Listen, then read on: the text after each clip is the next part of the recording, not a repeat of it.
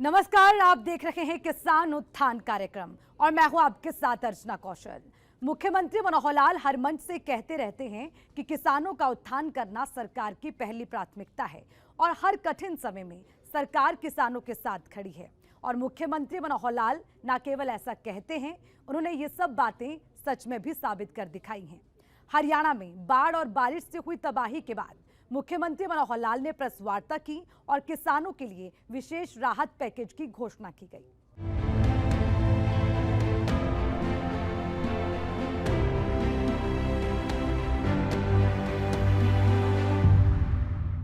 हरियाणा सरकार ने राज्य के 22 में से 12 जिलों को बाढ़ग्रस्त घोषित कर दिया। सीएम मनोहर लाल ने यह ऐलान करते हुए कहा कि इन जिलों के लिए विशेष राहत पैकेज दिया जाएगा। जिन किसानों और पशुपालकों को नुकसान पहुंचा है, उसकी पाई नुकसान की भरपाई प्रदेश की मनोहर सरकार करेगी। इस बार की बारिश ने देश के कई राज्यों में भयंकर तबाही मचाई है। उत्तर भारत के कई राज्य औसतन से ज्यादा बारिश होने से हाल बेहाल हो गए थे। इसी कड़ी में हरियाणा भी इस बारिश की बर्बादी से अछूता नहीं रहा था। हरियाणा में बारिश ने बुरे हाल कर दिए थे, जिस कारण अब राज्य सरकार ने हरियाणा के 12 जिलों को बाढ़ प्रभावित घोषित कर दिया है। मुख्यमंत्री मनोहर लाल ने प्रेस कॉन्फ्रेंस कर बाढ़ प्रभावित इन जिलों के लिए विशेष राहत पैकेज देने की बात कही है। मुख्यमंत्री मनोहर लाल ने बताया कि प्रदेश में औसतन बारिश से कई गुना अधिक बरसात हुई है, जिसकी वजह से राज्य के 1353 गांव बाढ़ की चपेट में आ गए हैं। इन बाढ़ प्रभावित जिलों में सरकार ने राहत शिविर लगाए हैं। इसके साथ ही बाढ़ से हुई मौतों पर सरकार उनके परिवारों को डिजास्टर फंड में से 4 लाख रुपए प्रति व्यक्ति मुआवजा देगी। अगर किसी व्यक्ति के अंगों को नुकसान पहुंचा है तो भी सरकार राहत राशि देगी। जिस कदर और जिस मात्रा में आया उसका अनुमान लगाना कई बार कठिन होता है।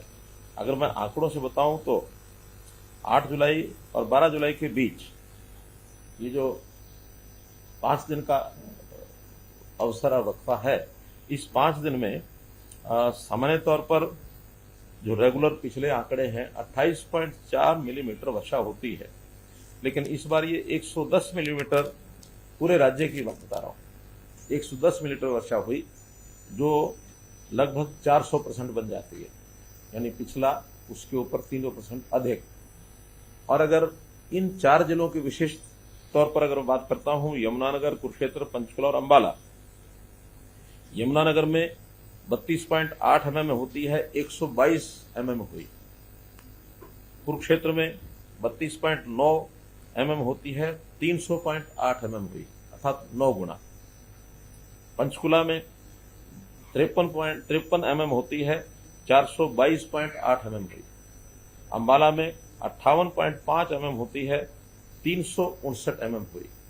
कहीं भी इन 4 जिलों में 8 गुना, 9 गुना, 10 गुना ये वर्षा हुई। कुल मिलाकर इसके कारण से प्रभाव हुआ। हमारा अपना पानी अपने ही क्षेत्र में फैलता है और उनको अपनी नदियों के माध्यम से आगे बढ़ा सकते हैं। 1000 से ज्यादा गांव बाढ़ की चपेट में आने से सबसे ज्यादा नुकसान इन गांवों में रहने वाले किसानों को हुआ है, क्योंकि पूरा गांव चपेट में आने से खेतों में कई फीट तक पानी भर गया और खेतों में लहराती हुई पूरी फसलें नष्ट हो गई हैं। जिसके बाद मुख्यमंत्री मनोहर लाल किसानों की इस दुखी की घड़ी में सामने आए और बड़ी राहत राशि का ऐलान कर डाला।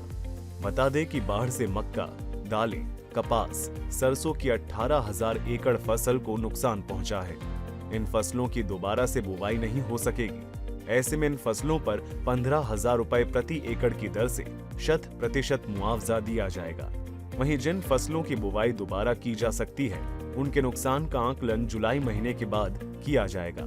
इसके लिए किसानों को पूरी जानकारी क्षतिपूर्ति पोर्टल पर देनी होगी, जिसके बाद टीम उसका सर्वे करेगी और जैसे जैसे कमेटी अप्रूव करेगी, तुरंत प्रभाव से किसानों को मुआवजा दिया जाएगा। यह पोर्टल 1 महीने तक खुला रहेगा। खेती का भी बहुत नुकसान जैसा पानी भरा है, हमको मालूम है हुआ है। अब इसमें चूंकि खेती का विषय होता है, इसका आकलन भी बहुत आसान नहीं होता, समय लगता है। और अभी चूंकि बिजाई का समय चल रहा है और बिजाई के समय में हमारे पास ये भी रिपोर्ट्स हैं कि ऐसे अवसर पर अगर बिजाई का समय होता तो उसके ऊपर दोबारा बिजाई भी हो जाती है। तो अगर 31 जुलाई तक दोबारा बिजाई होती है तो उसका अलग प्रकार से विचार किया जाएगा, और जिन फसलों की बिजाई नहीं होगी, जहां पानी उसके बाद भी उतर नहीं पाएगा, उनके लिए अलग से विचार किया जाएगा। लेकिन हमारे जो पहले से प्रावधान है मुआवजा देने के, वो सारे इस पर भी लागू होंगे, अर्थात 15,000 का एकड़, क्योंकि इसमें इंश्योरेंस वगैरह के लोग इंश्योरेंस नहीं देते हैं जब तक वो पक्की फसल के हिसाब से ही देते हैं, और अभी इंश्योरेंस हुआ भी नहीं है, वो भी प्रोसेस में है। लेकिन हम वो 15,000 रुपया 100% का जो खराबा है उसके हिसाब से देंगे। उससे कम अगर कहीं क्षति है तो उसी हिसाब से जो रेट्स हमारे हैं, इसमें थोड़ा सहायता केंद्र भी करता है, लेकिन कुल मिलाकर के प्रदेश केंद्र का 15,000 रुपये की राशि है। मोटे रूप से जो पैडी का एरिया है जिसका नुकसान बताया जा रहा है, इसमें दोबारा पैडी की बिजाई इस समय हो सकती है। जहां पानी उतर गया है वहां दोबारा से रुपाई हो जाएगी, जहां पानी अभी नहीं उतरा है वहां कठिनाई आएगी। तो इसमें अभी एकदम अनुमान नहीं लगाया जा सकता कि कितना इसका नुकसान होगा। शुगर केन जहां खड़ा है पानी वहां भरा है, लेकिन उसका नुकसान ज्यादा नहीं होता है। वो 3 दिन में 4 दिन में पानी जहां उतर जाएगा उसको कठिनाई नहीं आएगी। अगर कहीं ज्यादा कठिनाई आएगी तो जहां चारा है, फॉडर है। किसानों के लिए खेतों के अलावा पशु भी एक कमाई का विशेष जरिया होता है। पशुओं का भी इस बाढ़ और बारिश की तबाही में काफी नुकसान किसानों को झेलना पड़ा है। इस बाढ़ से नुकसान का दंश झेल रहे पशुपालन भी एक उम्मीद लगाए बैठे थे कि सरकार सहायता के हाथ आगे बढ़ाए। इतने में मुख्यमंत्री मनोहर लाल ने इन पशुपालकों के लिए मदद के कदम बढ़ाए और बड़ा ऐलान कर डाला। सरकार ने पशुओं की देखभाल के लिए भी विशेष कैंप लगाए हैं। इन कैंपों में पानी की आपूर्ति और दवाओं सहित चारा के लिए प्रावधान किया गया है। बड़े जानवरों के लिए जहां 80 रुपए प्रतिदिन की दर से सहायता प्रदान की जा रही है, वहीं छोटे जानवरों के लिए 45 रुपए प्रतिदिन की दर से सहायता प्रदान की जा रही है। पशुओं के लिए भी अलग से, जैसे रेट्स डिजास्टर प्रबंधन जो हमारा डिजास्टर फंड है, उसमें 4 लाख रुपया जिस व्यक्ति की मृत्यु होती है, ऐसे दिव्यांगता में भी 40 से 60% दिव्यांगता 74,000 रुपये, 60 से अधिक होने पर 2.5 लाख रुपए। दुधारू पशु जो हैं उनमें भैंस, गाय, ऊंट आदि 37,500 रुपये, भेड़, बकरी, सुअर 4,000 रुपये, ढुलाई वाले पशु ऊंट, घोड़ा, बैल 32,000 रुपये, बछड़ा, गधा, टट्टू, खच्चर, बछिया 20,000 रुपये, मुर्गी 100 रुपया। तो इस प्रकार से रेट्स अलग अलग तय हैं। जितना क्लेम कोई क्षतिपूर्ति पोर्टल में ये डलना शुरू हो जाएगा, और उसके बाद हमारी डिप्टी कमिश्नर की जो टीम है उसको जो भी सर्वे कराएंगे, करा के जैसे जैसे क्लियर करते जाएंगे। ये पोर्टल 1 महीने तक खुला रहेगा इस बाढ़ प्रभावित जो नुकसान हो उसके लिए, और हर सप्ताह उसमें जो कुछ जानकारी मिलेगी उसका सर्वे करने के बाद कमेटी उसका अप्रूव करेगी। हर सप्ताह जो आएगा वो मुआवजा साथ साथ जाता जाएगा, पूरा आखिर तक नहीं, जो जितना जल्दी भरेगा उस हिसाब से उसका मुआवजा देंगे। इसके अलावा जिन पशुओं के किसानों और पशुपालकों को हानि हुई है, उसका भी मनोहर सरकार की ओर से मुआवजा दिया जाएगा।